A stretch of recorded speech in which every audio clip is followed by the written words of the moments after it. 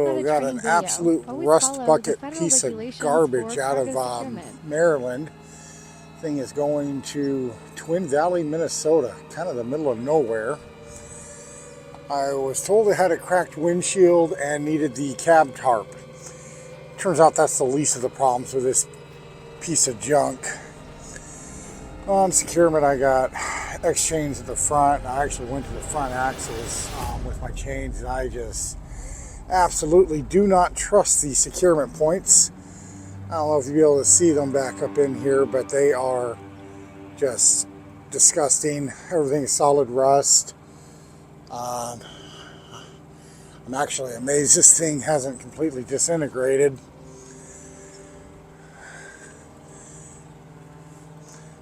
This would have been the lockout bar for the articulation, but yeah, it's froze in place, solid rust. The pin is gone, so it wouldn't matter anyway. No idea what the heck is going on with this thing. But with the articulation bar not being usable, I have a chain and binder locking out the articulation. One of the many holes in this thing actually is right there, and it goes all the way inside the machine. All of the glass is pretty much separated. You can see a nice gap going inside. Yeah, cab tarp it so it doesn't get wet. Lovely.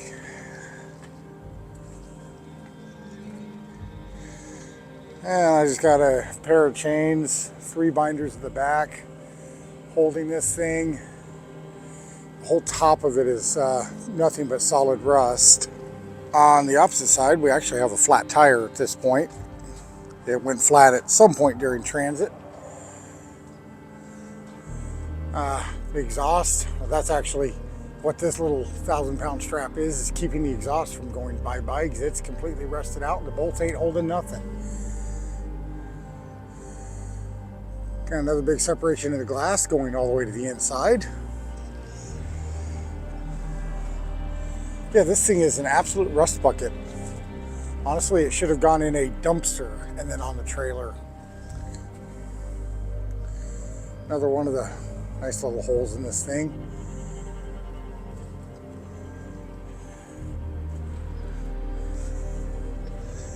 It's got a chain and binder with the bucket. A piece of logging equipment. I have the 2 points to tie down at the front, and then in the middle, the articulation, it doesn't have a lockout pin, so a pair of chains and binders to lock out the articulation. And in the back, a pair of chains.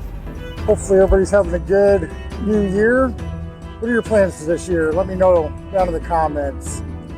Currently got this John Deere 210 excavator. Thing is about 52,000 pounds. My gross weight's a little over 84,000 pounds. So definitely overweight. Got permitted for that. 10 foot 6 inch wide, so a little bit on the wide side. I got this thing secured. I got a pair of X chains here at the back. Got a pair off the tracks coming down to the trailer, down to my binders. And then up under the machine on the actual securement points, I have the X chain coming off with my shackles, so this thing can't go anywhere. On the back of the machine, I have a pair of X chains coming off the machine from my shackles, coming down to a binder on my trailer on either side. And I also have a chain coming down off of the track to the trailer. Got that on the side. And I got a chain just running straight through the boom, putting downward pressure. Got a piece of rubber up under there to protect it. And on the bucket itself, I got another strap. A little bit of overkill, didn't really need to go that far. I got a bit of a jigsaw puzzle here. I got, not sure what it is exactly, some kind of auto rack dryer thing. Multiple pieces. I got X chain here at the front. Got a binder length with the back. This piece is separate, so it has a chain going all the way across the binder. This piece is also separate. So it's got a chain and a binder and a strap. Got my other chain for this separate piece. And back I have another X chain. Like, subscribe, comment. Like, If you're subscribe, enjoying comment. this stuff, hit the like, Like, subscribe, leave a comment. Let me know what you think. Like, subscribe, I always enjoy comment. hearing from everybody. Like, subscribe, comment. Got the bucket strapped down, a couple of edge protectors up there. Nice little machine, pretty simple. Got my forks for the strap. In the front I have 3 points of tie down. Got one chain and binder that goes through this thing, and all the hydraulics. And to avoid the tires, I went ahead and did an X chain. You don't want these chains or anything touching these tires. They'll create a bit of a ugly mess for you pretty quick. Dig in is not what you want, so the way to avoid that is just do a little bit of an X. It's a 524K high lift. In the middle, it is articulating, but it has the lockout bar and pin, so I don't have to do anything special there. And back I have 3 more points of contact. I have one chain with 2 binders. And then I have one chain with 1 binder.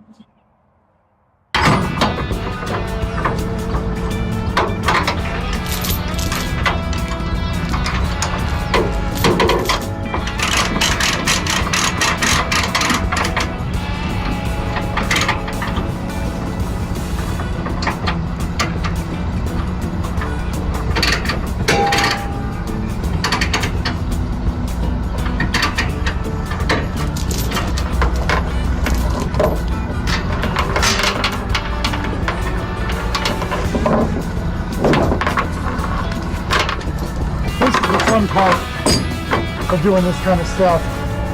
You gotta figure things out as you go.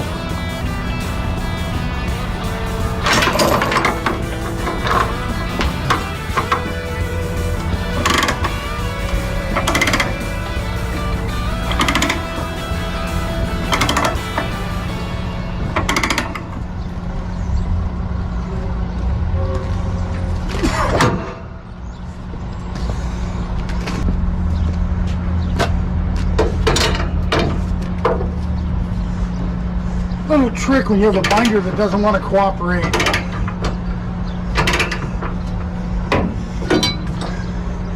You can use your winch bar.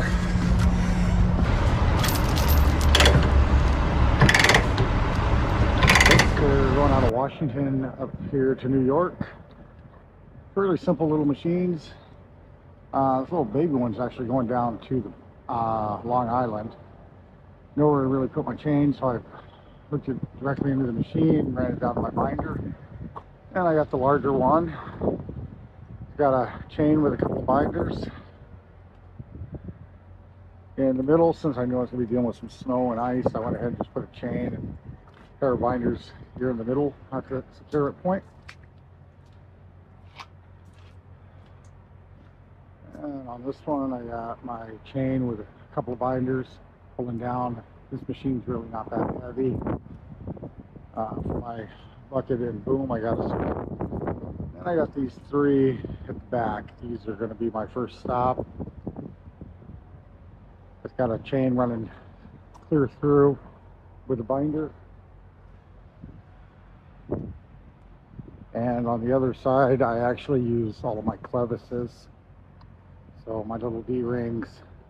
There's no good way to get my chain to hook in. I just put my rings in the securement point, ran my chain straight through, and then a pair of binders to keep it from going anywhere. Pulling a genie lift. This thing is a little on the heavy side, so I have one chain here at the back just pulling, keep it from going forward.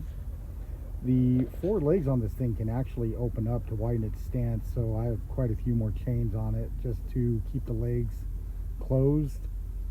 Took the excess chain, ran to the middle to give it a little more down pull, The extra work involved with all the extra chains, that's really just cheap insurance for peace of mind. Making sure this machine cannot move around.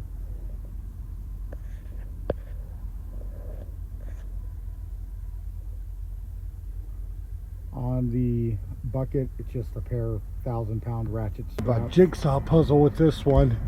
Got the parts for a D10 dozer. Just bits and pieces everywhere. This blade weighs 23,000 pounds. So that's kind of the heaviest part on this, but just massive.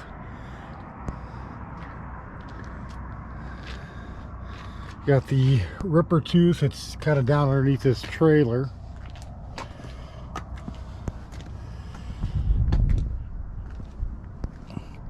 Load is going to end up in Seattle at a logistics company that is going to ultimately get it transferred and shipped up to a mine in Alaska.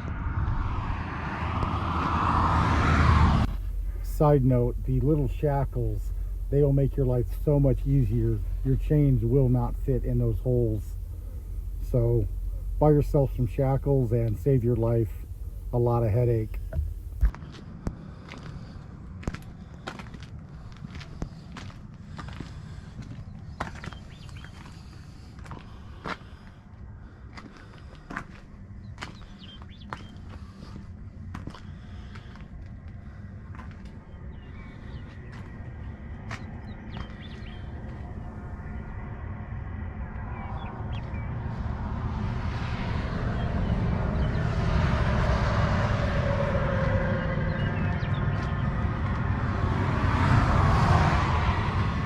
Just little bits and pieces of this all over the place. Tires are just a simple little X strap on these heads. Got a couple 1,000-pound straps keeping it from moving, and then the 4-inch straps.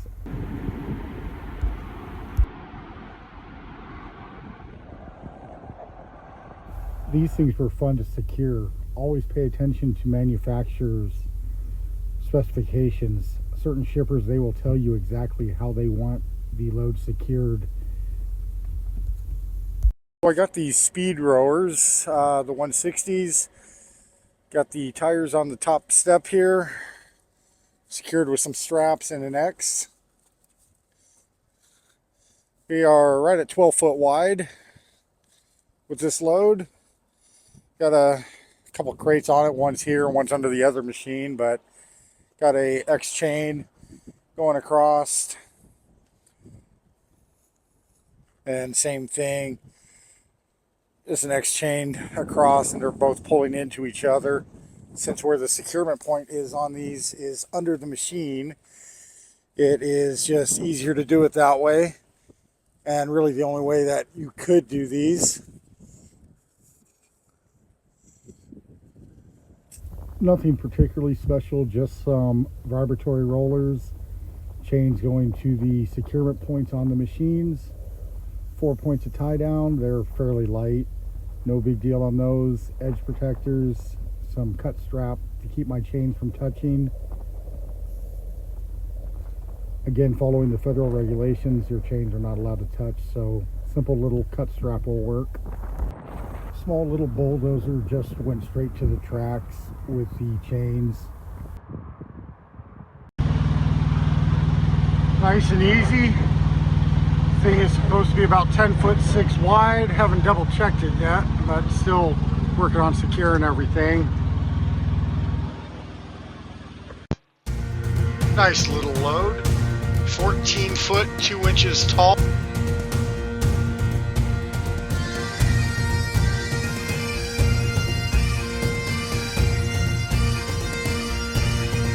$34,500 pounds. Not bad. Iowa to California.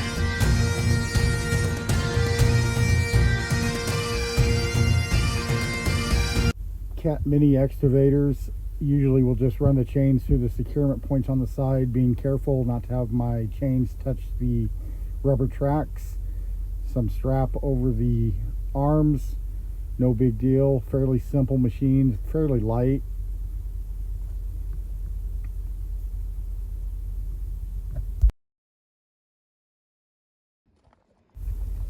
Cable reels, have fun. They're a pain in the ass. That's all I can say about that. This was a vertical storage tank. No real good place to secure to. Just X-chained it from the base and then a couple straps over to try to keep it from bouncing.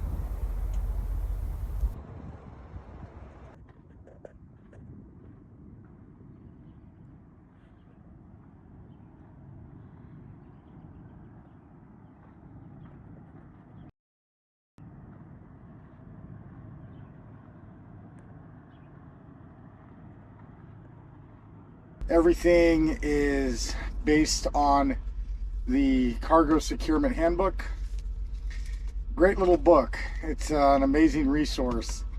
It will give all kinds of useful information as far as the federal regulations for cargo securement. I have 4 points of tie down in the front of the machine, a couple of straps with edge protection over the blade, and in the back there are 3 points of tie down and then a couple of 1,000-pound ratchet straps just holding the engine compartment doors closed. So I got one chain with 2 binders going down to the trailer, and then on the hydraulic attachment for the rippers, it's just one chain with 1 binder. Exhaust cover on it.